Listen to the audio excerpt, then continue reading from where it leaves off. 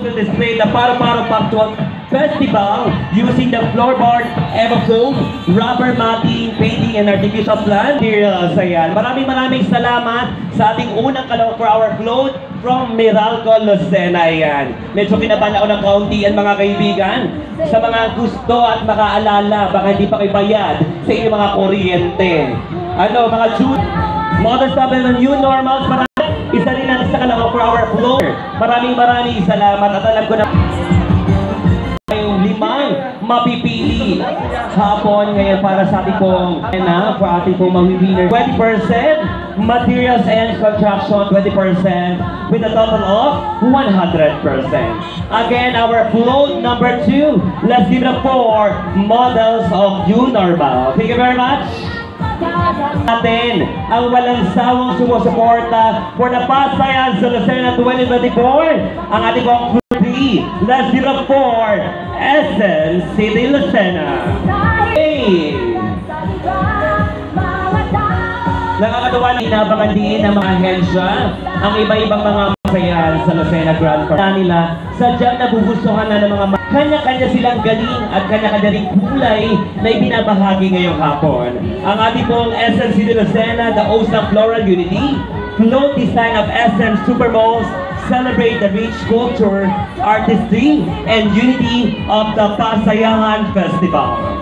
The SM float is the capture of the essence of Pasayan Festival, a celebration of life and rich tradition, and how Lucenahin show the express the word saya. Our float number 3, lesson 3 Boys Patsanhan Incorporated. Ayan, kasama natin sila. Ayan, so nakakatawa naman, sadyang nakikita natin yung naglalaban-laban ang ating mga float ngayon. And of course, syempre kung makikita nyo sa screen mga kaibigan, kita natin kung gaano kalaki, kung gaano kakulay ang float number 4 natin.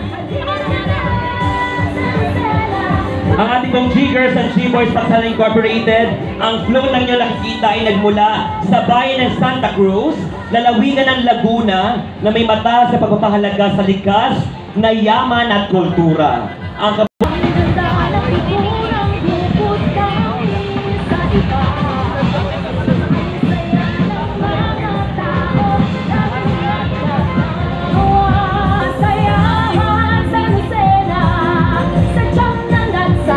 kasama rin natin ang ating mga motorista. Ayan. At syempre kasama nga natin ang NMAX Club Quezon, ang una na itatag noong 2017. Nagsimula ito sa 10 miyembro lamang. Ngayon ay 2024 ay umabot na ng bilang ng mga kasapi nito sa migit 60 na nagsusulong ng advokasya para sa isang responsableng mamamaneho ng motor.